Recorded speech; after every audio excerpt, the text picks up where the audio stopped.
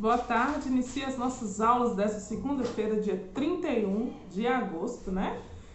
E nós vamos começar pela aula de Geografia dessa segunda-feira, que nós vamos iniciar o capítulo 5, né, do nosso volume 2, né, do seu material novo e didático. E nós vamos entender as partes de uma grande nação, né, que é o Brasil. No volume anterior, nos capítulos anteriores, nós conseguimos entender sobre o clima específico do Brasil, a cada bioma trabalhado, suas características, a região de cada bioma, né? E hoje nós vamos avançar para entender essa grande nação, né? Como que ela é dividida, quais que são as características físicas, né, do Brasil. Então, aqui no início do volume, está te pedindo para você observar as características físicas dos seus colegas e do seu professor. Eu que estou falando aqui com você sou sua professora, então você pode observar as minhas características físicas, né? Trazer sua memória quando nós estávamos lá juntos nas aulas presenciais, né? E a partir da observação é possível afirmar que o Brasil possui uma imensa diversidade. Inclusive o assunto da diversidade está sendo trabalhado na questão do ensino religioso, em ciências e aqui na geografia. Nós temos uma grande diversidade no Brasil. E nós vamos entender também por que isso acontece, né? E nós vamos observar o mapa aqui nas páginas iniciais do capítulo 5. E nós vamos conseguir identificar porções do território brasileiro, como que cada uma das peças representa, né, os critérios que foram utilizados para promover essa divisão, né? E é possível afirmar que o território brasileiro sempre foi dividido da forma que está organizado atualmente. Então, essas coisas que nós vamos ver no capítulo 5, tá? Vou ressaltar as partes mais importantes aqui no vídeo e você vai dar a leitura, né? Continuar lendo aí na sua casa. Não deixe de ler todo o texto, observar as palavras que te chamam mais atenção, grifar essas palavras. É importante que você entenda, tá? O significado de cada uma delas. Encontrando a semelhança nos critérios de regionalização. Imagine que a sua escola foi convidada para participar de uma competição interescolar e que serão disputados jogos de diversas modalidades. Para que se organize adequadamente para a competição, os professores de educação física deverão dividir as crianças em grupos, formando as equipes de acordo com o esporte preferido de cada estudante. Ao organizar esses grupos, os professores encontram estudantes interessados em diversas modalidades, entre elas vôlei, futebol, natação. Assim, os grupos de atleta que representarão a escola serão diversificados por critérios ou categorias escolhidas de formas diferentes. Inclusive, tem até uma foto aqui representando isso, esses pequenos grupos. Para estudar características de um país extenso como o Brasil, também é necessário fazer uma divisão. Da mesma forma que foi escolhida a organização, né, para organizar os jogos na escola, as informações obtidas para essa organização tem que ter uma ordem a seguir, né, de acordo com diversos critérios para serem avaliadas, divulgadas e conhecidas.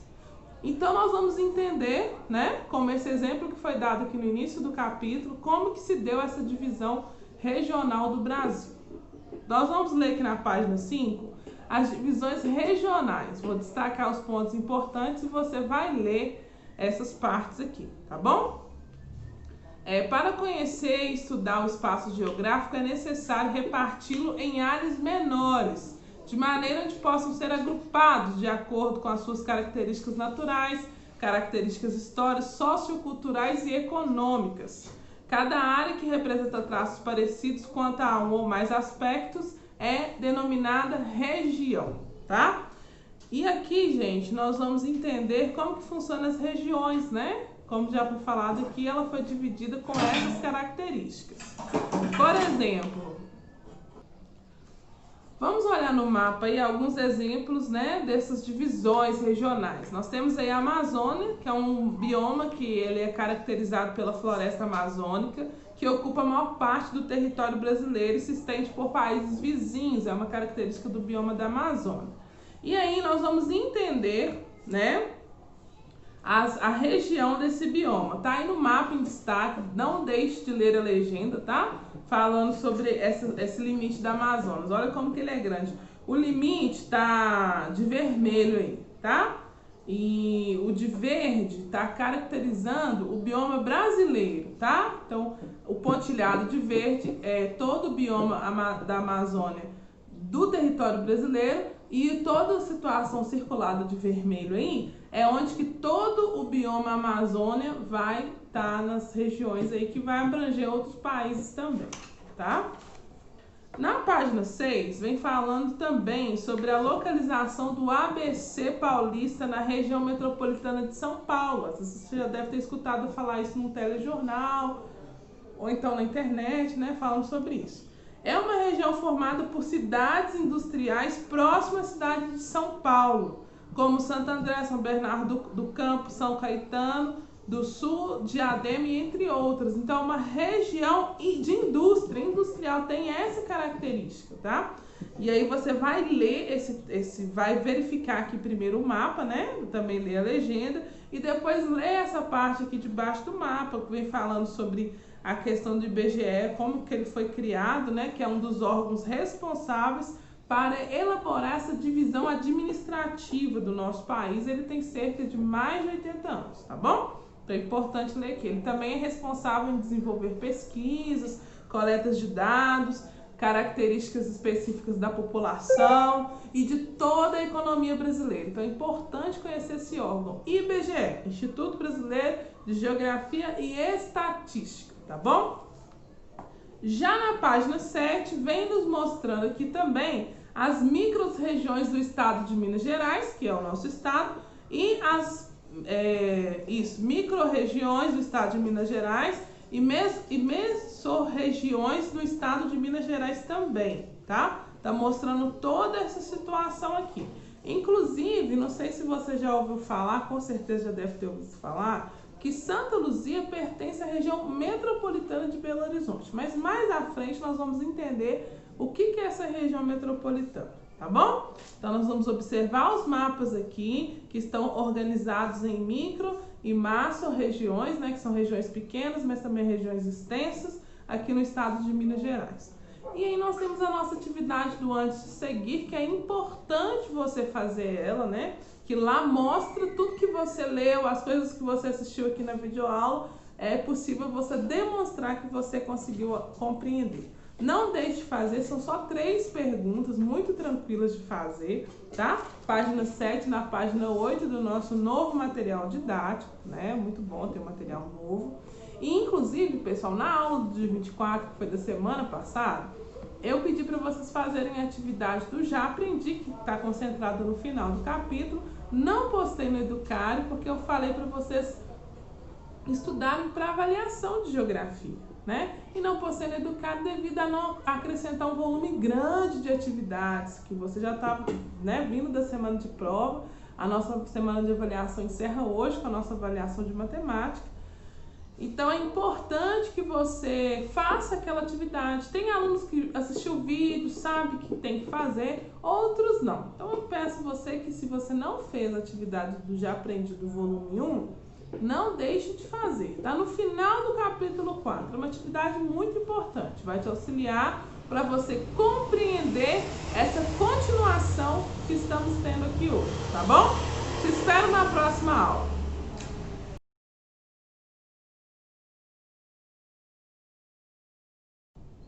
Começa o nosso conteúdo de história dessa segunda-feira e nós vamos destacar pontos importantes aqui. Sim, a revolta, né, urbanas, marcadas aí pelos arraiais dos Canudos, né? Conseguimos ver no contexto anterior que tiveram várias rebeliões no meio rural, né? Por condições melhores de trabalho, por salários mais dignos, né?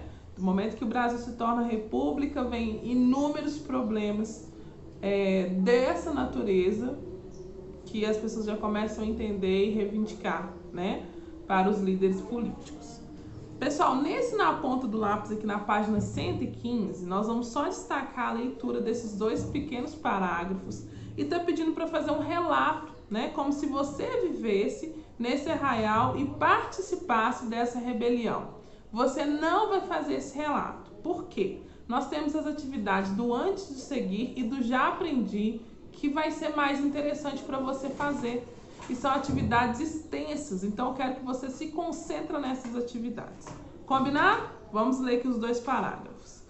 Em 1897, durante a guerra contra o Arraial de Canudos, o presidente Prudente de Moraes se comprometeu a utilizar todos os esforços militares para eliminar os bandidos baianos, apresentando a seguir a mensagem ao Congresso Nacional. A causa da legalidade da civilização em breve vencerá a ignorância e o banditismo. Os Canudos vai ser atacado sem condições de não ser possível de um novo insucesso. Dentro de pouco, a divisão do exército, ao mandato do general Arthur Oscar, destroçará o que ali estão envergonhando a nação. Né? Então foi uma guerra, né? uma guerra contra essas pessoas que ela envolveu também a política, né? Importante ressaltar. Lá na página 116 continua explicando esse momento tenso que essas pessoas passaram. Assim como os Canudos, a miséria nordestina estimulou o surgimento de outro complexo do movimento social, o cangaço, um movimento muito reconhecido, né, por algumas pessoas, né, alguns sertanejos que não encontravam trabalho e viviam em situação miserável, ou mesmo aqueles que não desejavam mais se submeter à exploração dos fazendeiros. Passam a buscar a chamada justiça com as próprias mãos, uma característica muito comum dos cangaceiros. Eles tinham roupas específicas, né? Temos o desenho aqui do chapéu típico de couro, né? Usado pelos cangaceiros. Inclusive tem até um casal muito famoso nessa história, né? Que você já deve ter escutado falar em algum momento, que é o Lampião e a sua esposa Maria Bonita, uns grandes líderes, né, do cangaço. Vou ressaltar as partes importantes, mas é importante que você faça a leitura completa da página, tá? Vamos lá. O bando de cangaceiro que mais durou da história teve um líder que se tornou bastante famoso e temido, Virgulino Ferreira da Silva, conhecido como Lampião, e sua mulher Maria Bonita também participava do grupo armado. Seu grupo percorreu várias regiões do Nordeste durante 20 anos, entre 1918 até 1938, atacando e saqueando propriedades até todos serem assassinados pela polícia no final da década de 1940. Inclusive passou uma novela muito interessante que chama Cordel Encantado, né? Eu acho que vocês não assistem novela, mas trouxe o retrato da história mesmo do cangaço, né? E também algumas pessoas, né? Eles passavam a ser vistos como uma população, como heróis justiceiros, que lutavam contra os coronéis considerando opressores dos sertanejos. Os coronéis naquela época, eles eram muito opressores com os trabalhadores, com essas pessoas que não tinham a situação tão favorável, né? Então o cangaço vem para lutar em favor dessas pessoas, mas eles faziam justiça com as próprias mãos, eram pessoas, né, que não deixavam para amanhã o que se pode fazer hoje, mas eu particularmente me interesso muito pela história de luta do cangaço, tá? Então leia a página toda da 116 e aí nós voltamos aqui nas revoltas urbanas na página 117 para entender um pouquinho dessa revolta, né? No início do século XX, o Rio de Janeiro passou por profundas mudanças ligadas à modernização da cidade. Por causa do projeto de modernização da capital federal, que o Rio de Janeiro naquela época era a capital, por exemplo, centenas de casas populares foram demolidas, o que resultou na expulsão de boa parte dos moradores da região central para a periferia da cidade. E eu acredito que as pessoas não chegaram de forma educada, falando assim: oi, tudo bom? Nós precisamos de usar o espaço da sua casa, tá aqui uma boa indenização. Não, eles já devem ter chegando, picando o pé nas casas lá e demolindo mesmo. Os morros começaram a receber milhares de pessoas, e isso deu origem às comunidades, que não contavam com qualquer tipo de infraestrutura, que é a questão da divisão do local ali, né?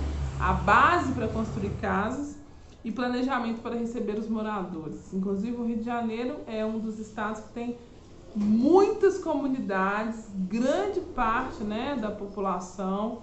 Então, são comunidades extensas, enormes, igual às vezes você vê na televisão, tá? Mais uma coisa que eu queria ressaltar, as pessoas que moram nessas comunidades não só são pessoas do mal.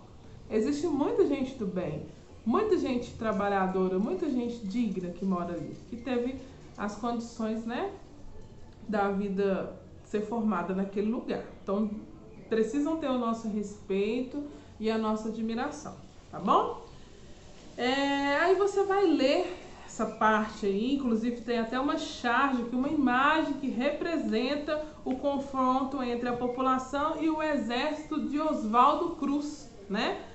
Que fala que o governo reivindicou colocando nas ruas a polícia e até as forças armadas contra essas pessoas. E alguns envolvidos foram presos, contudo, a regulamentação da vacinação foi alterada e ela deixou de ser obrigatória, tá? Essa revolta da vacina que aconteceu em 1904, né? Oswaldo Cruz, né, que era um médico sanitarista, ele tinha como objetivo de conter o surto de virola que acontecia na região. Que aí foi o estupim para acontecer a revolta também da vacina em 1904. Não deixe de ler o texto todo, ele é interessante, tá? Tem muita coisa importante aqui para você entender dessa parte aí das revoltas urbanas. Pessoal, pois bem, após você efetuar a leitura aí do seu texto falando sobre essas revoltas urbanas, nós vamos ter a atividade do antes de seguir da página 118, importante demais que você faça ela, tá bom? E ela vai terminar lá na página 119. Não vamos fazer o Aprender Divertido, esse quiz de perguntas e respostas, porque eu quero que você concentre em fazer as atividades do Já Aprendi, tá? Que vem finalizando o nosso capítulo 4, vem finalizando o nosso volume 1, e tem todas as atividades aqui que você precisa responder sobre todo esse conteúdo, ok? Então ele vai lá da página 120 até a página 125, com questões de múltipla escolha, mas também questões abertas, tá? Importante você fazer. Essas atividades, pessoal, eu gostaria que você me mostrassem ela na live ou através do e-mail. É uma atividade que não vou cobrar ela essa semana, eu vou cobrar para a próxima segunda-feira, então você vai ter uma semana para fazer. Então eu quero muito que você faça essas atividades. Lembrando que os para-casas eles são avaliados, tá?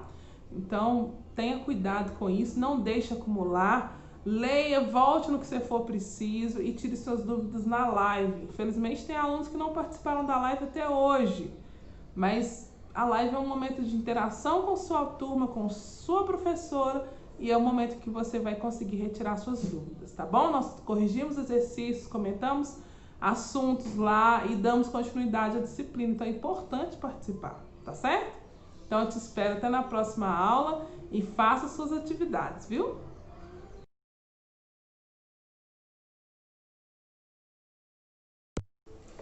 Boa tarde, nosso conteúdo de língua portuguesa desta segunda-feira. Hoje nós vamos encerrar também o volume 1, capítulo 5, né? De língua portuguesa, para a partir de quinta-feira a gente começar o volume 2, tá? Mas são informações importantes que nós vamos ter na aula de hoje, então eu quero que você esteja atento, tá? Inclusive eu esqueci de colocar as páginas aqui, mas hoje nós vamos trabalhar da página 180 até a página 189, sim, da 180 até a 189. Algumas coisas eu vou explicar como que você vai fazer e outras você vai ler para ter mais informação, tá? O gênero textual do capítulo 5 foi todo voltado para reportagem. Nós lemos 3 textos super interessantes falando sobre essa proposta. Então, se você sabe o que é uma reportagem, como que ela é feita, em qual locais que você encontra esse gênero textual. E inclusive nós temos um trabalho aí, que é um trabalho do trimestre, tá pessoal? Não esqueçam disso, que nós vamos fazer o nosso o nosso jornal aí. Nós vamos trazer com as nossas palavras, com as nossas vivências, a esse gênero tão importante que é a reportagem. Sim. Hoje nós vamos para o passo 2, nós já falamos diversas vezes, então eu quero acalmar o seu coração. Porque se você é um aluno ou uma aluna que você tem a cabecinha meio que voada em outro mundo, você pode recorrer ao seu material didático, né? Se você não entender nada do que eu falei, ou então você ficou aí na live, né? Fazendo outras coisas. Nós temos aí a parte 1, que foi pensar sobre o assunto, discutir o que falar. A parte 2, vamos falar agora sobre a reportagem. Nós vamos aumentar mais o conhecimento, né? O trabalho é para fazer de forma individual. Do material didático ele vem te pedindo para fazer de forma em grupo, mas nós não vamos fazer em grupo, nós vamos fazer individual. Pessoal, e outra coisa, no primeiro trimestre eu relevei muita coisa. No segundo eu não estou disposta a ficar relevando principalmente os trabalhos, porque eu dou um tempo muito grande para o aluno fazer. Igual agora nós vamos fechar as explicações, tá, da parte 2 e 3 hoje, e eu vou te dar mais de 20 dias para você fazer. Então você vai entregar no final do mês de setembro. Você tem tempo para fazer. Então eu fico chateado com alunos que não fazem, e não explica, e não faz, tá nem aí, tá? Então, dessa vez eu vou dar a nota que você merece no trabalho, ok? Então, vamos lá. Você vai ler na página 180 o primeiro passo, o segundo e o terceiro passo. Você vai pegar uma pessoa para entrevistar, então você vai seguir esses 3 passos aí. Por gentileza, não deixe de seguir os 3 passos, tá? Não precisa ser uma reportagem enorme de 80 questões, não, uma coisa simples, uma coisa rápida, uma coisa que você vai conseguir ter compreensão, tá bom? Eu sugeri a vocês a falar sobre a escola, falar sobre esse novo formato que estão tendo aulas online. Me dispus a ajudar, né, a fazer uma ligação com as pessoas que vocês querem entrevistar da escola, que pode ser feito de forma à distância. Não tem problema algum, mas até agora ninguém me procurou. Então eu espero que tudo esteja encaminhado, tá bom? Então nós vamos ler a página 180 e vamos falar. Toda vez que estiver falando para falar em grupo, esquece que você está fazendo individual. E não tem uma amplitude de assuntos, porque lá no capítulo, lá na parte 1, né? Eu vou até voltar aqui para te mostrar, tá? Nós temos lá, tem até 5 assuntos, você vai escolher um assunto para você falar, tá bom, queridos? Olha lá, ó, página 160 é a parte 1 da sua reportagem. E nós temos aí 4 assuntos que você pode seguir, tá bom? Olha só que coisa boa esse material didático. Pois bem, daqui a pouco a gente vai falar da terceira parte também. Vou fazer o seguinte, já vou falar da terceira parte, que aí você não entra em confusão, tá bom?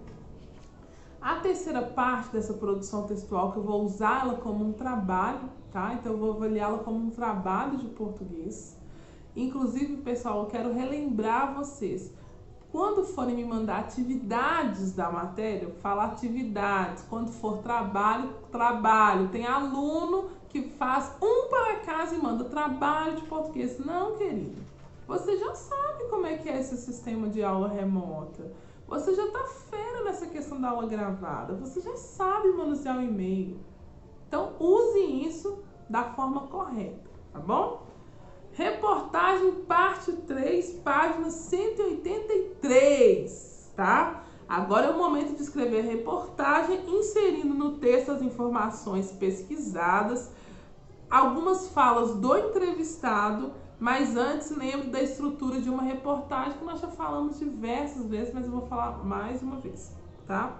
Tem que ter a manchete ou título, que chama a atenção dos leitores, podendo conter frases impactantes do texto ou do assunto propriamente dito. O bigode, que é um texto explicativo que aparece debaixo do título, que é capaz de atrair ainda mais o leitor para essa reportagem. É um texto pequeno. O corpo, né? O layout, que é o primeiro parágrafo da reportagem, que vem com uma visão geral do assunto que vai ser tratado.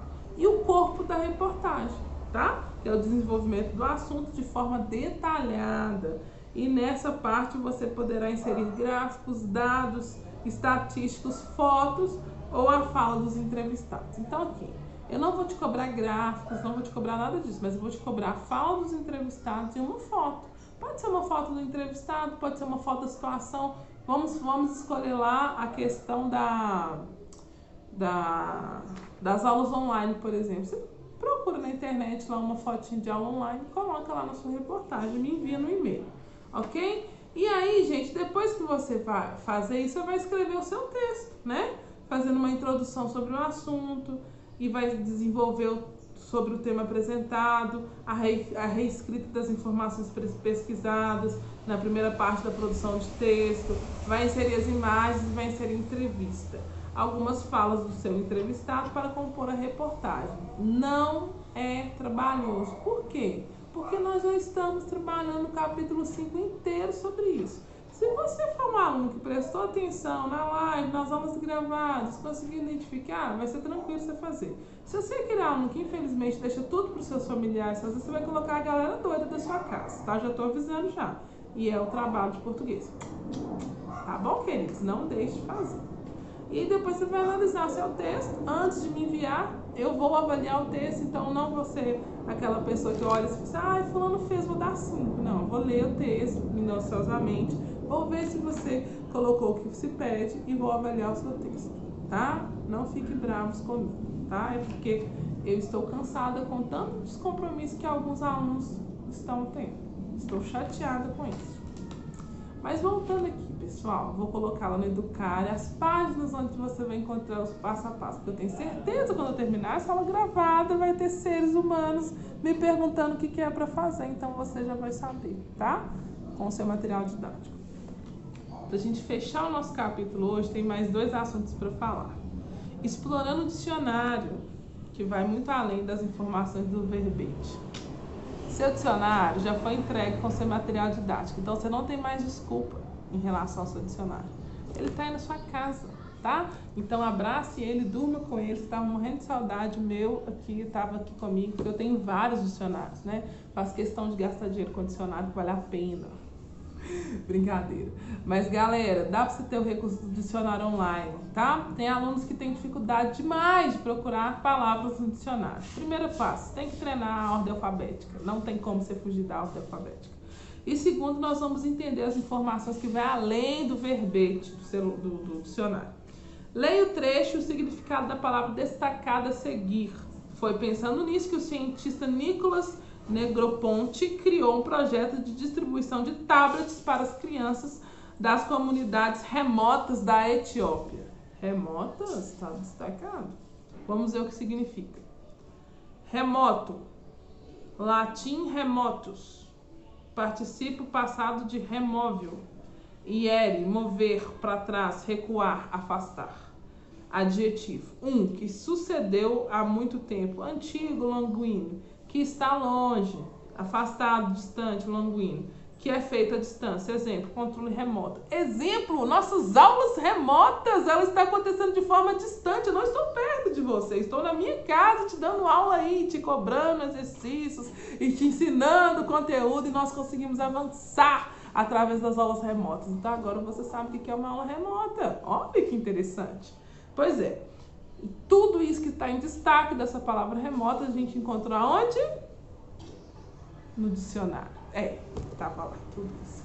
Alguns dicionários, né? Além do significado, da divisão sílaba das palavras, os dicionários vão apresentar a etimologia, que é a origem dessas palavras, e as classes que as palavras pertencem. Reparou aí? Que está tudo aqui nesse dicionário?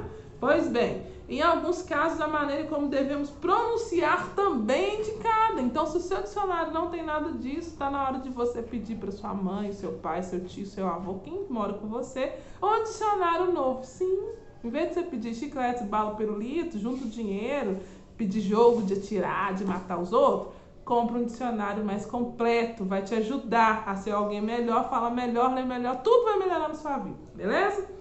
Galera, nós vamos fazer essas atividades aqui da língua ativa, tá bom? E da página 182 e da 181 também.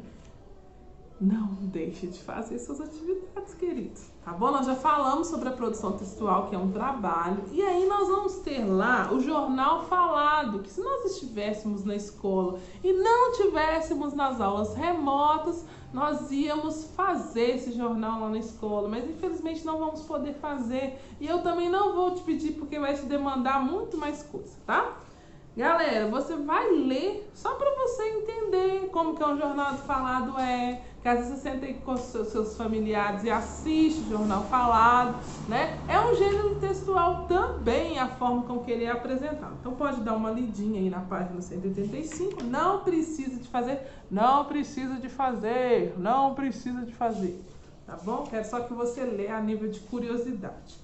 E aí, também, tia Renata não vai pedir você para fazer o aprender divertido, mas o já aprendi, com certeza você vai fazer. Porque as atividades do já aprendi são atividades que concentram o assunto do capítulo. Então, quando você faz essa atividade, você mostra para você mesmo que valeu a pena e que você conseguiu aprender todo o conteúdo, tá? Então ela tá lá na página 186 e ela vai até a 189. Com isso você vai findar o capítulo 5 lindamente. Olha que coisa maravilhosa. Conto com vocês, conto com tudo que você faz, mesmo estando em forma remota. Eu estou de olho no seu aprendizado e quero que você saia com qualidade do 5º ano. Ok, galera? Espero vocês na aula de matemática para a gente fechar o pacote de aulas dessa segunda-feira. Beijo, qualquer dúvida estou à disposição.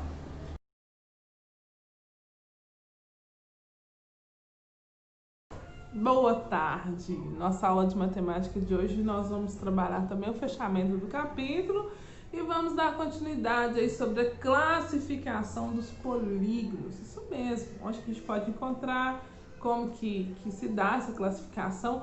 Inclusive, na avaliação de hoje caiu uma questãozinha sobre isso, mas era algo que a gente já tinha comentado antes. Fiquem tranquilos, tá bom? Nós vamos começar colocando em dia essa atividade do antes de seguir, da página 180 até a página 89. 3 questões sobre polígono, muito tranquilo, tá? Muito facinho de fazer, mas eu quero que você se concentre aqui também nesse pensando sobre, que eu achei muito interessante essa forma aqui, olha só. Sinalização de trânsito. O Código Brasileiro define de trânsito, né, obviamente, define sinalização de trânsito como um conjunto de sinais de trânsito e dispositivos de segurança colocado na via pública com o objetivo de garantir a utilização adequada, possibilitando melhor fluidez do trânsito e maior segurança dos veículos e pedestres que nelas circulam, tá? A sinalização de trânsito orienta, diverte, informa, auxilia no controle de circulação de veículos, seja automotivos ou não, e pedestres. Você já reparou na sinalização existente nas ruas? Acredito que sim, né? Já parou para pensar na importância de haver uma sinalização de trânsito, como a faixa de pedestres, semáforos e placas? Você também já observou que essa sinalização utiliza formas geométricas? Pois é, ela vai utilizar formas geométricas. Em relação às placas, você sabia que para cada finalidade é uma forma utilizada, diferente? Você já tentou entender o significado delas? Converse com seus colegas e com seu professor sobre a importância da sinalização e o benefício dos cidadãos. É muito importante. Eu, como uma motorista, sei que se não tivesse a sinalização seria uma loucura, um tanto de acidente. Com sinalização já existe muito desrespeito no trânsito, que eu já contei diversas histórias para vocês, né? Como eu moro em outra cidade, eu levo cerca de 20 a 30 minutos dirigindo para chegar na escola. Pois bem, reparem para você ver, a maioria das placas de trânsito são formatos geométricos, redondas, quadrados, um tanto de formas geométricas, né? Cilindros. Então, assim, nós conseguimos identificar várias formas geométricas na sinalização de trânsito. Se você é uma pessoa que não observa, a partir de hoje você vai andar na rua e vai observar, principalmente o sinal de pedestres, né? Ou então quando você estiver no carro da sua família, você começar a observar essas coisas, tá? E tentar compreender, que aí você treina também a classificação dos polígonos que nós vamos trabalhar aqui na nossa página 190. Sim, os polígonos são seres que têm classificação, né? E tem vários lados dos ângulos aí, que são de 3 a 20 ângulos diferentes, e a nomenclatura de cada um. Vamos lá? Outra forma de classificar os polígonos está relacionada à quantidade de ângulos e lados. Os nomes dos polígonos dependerão do critério que for utilizado para classificá-los. Dessa forma, se for usado o número de ângulos ou o número de lados, será obtido pela seguinte nomenclatura. Temos uma tabela aqui muito interessante, tá? Com o número de lados e os ângulos, a função do número de ângulos e a função do número de lados e a nomenclatura específica do polígono. Dá uma lida, dá uma olhada, alguns já usam, outras nomenclaturas vão usar daqui para frente. Então é importante conhecer essa classificação, tá?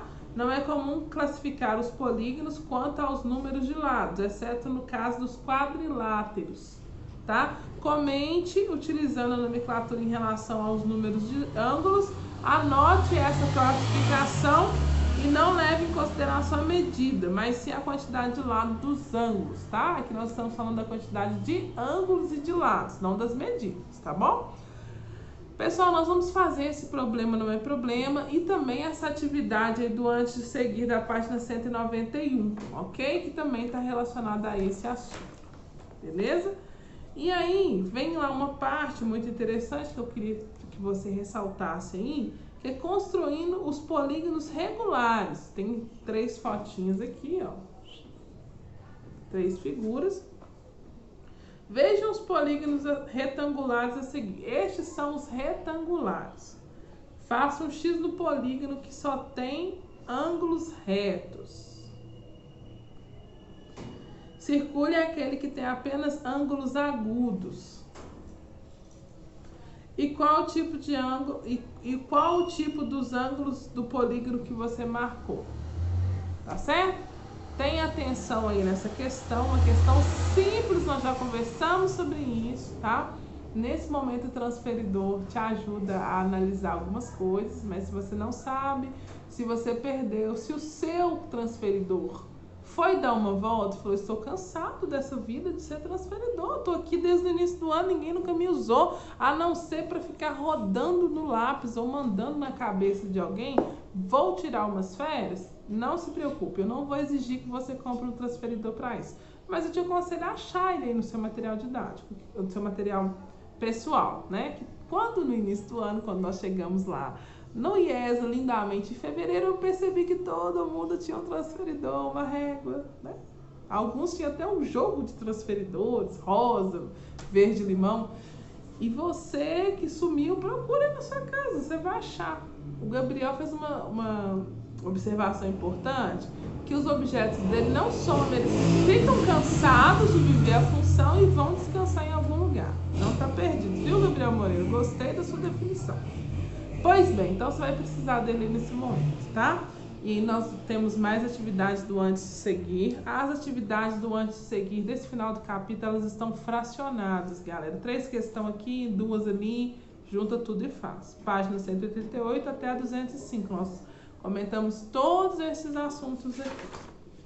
Beleza? Tá vendo? Esse antes de seguir, 2 questões. E aí vem a atividade final. A atividade gente boa de fazer. Aqui você consegue demonstrar tudo que você aprendeu nesse capítulo, que é a atividade do Já Aprendi, que se concentra no final do capítulo, da página 194 até a página 205. Professora Renata, você tá maluca? Tô. Por quê? Nós temos muita dúvida em frações, reta numérica, polígonos, situações, problemas. E eu acredito na capacidade de vocês. Eu vou dar um prazo de 1 semana para você fazer todas essas atividades. Se você pegar 3 por dia, fica tranquilo de fazer. Beleza, galera? Então, assim, eu conto com vocês, você precisa de fazer essas atividades, tá? Porque no decorrer da próxima semana a gente vai estar conversando sobre elas, vamos estar tirando dúvidas, vamos estar corrigindo. E eu não quero chegar na live da semana que vem e perguntar se fulano você fez, professor, eu nem sabia. Por favor, me poupe e se poupe, dá desculpa. Tá bom? Então tá, atividade do Já Aprendi, ela é muito importante para você fazer. E hoje foi um dia super legal, super produtivo, porque nós conseguimos fechar todo o volume 1 da nossa vida, tá bom? Então está fechado aqui o volume 1. A partir de quinta-feira nós estaremos com o volume 2. Se você não buscou seu material didático ainda, busque, tá? Porque ele está disponível há tanto tempo. E tenha compromisso com você, com seus estudos, valorize a oportunidade que você tem estudado de forma remota, né? Hoje aprendemos o que significa a palavra remota. E cuide-se, porque em breve assim, né? Tá delongando, mas que você possa conseguir finalizar tudo que você tem para fazer. Tenha responsabilidade com você e com seus estudos, tá bom? Beijo no coração e até amanhã na nossa live.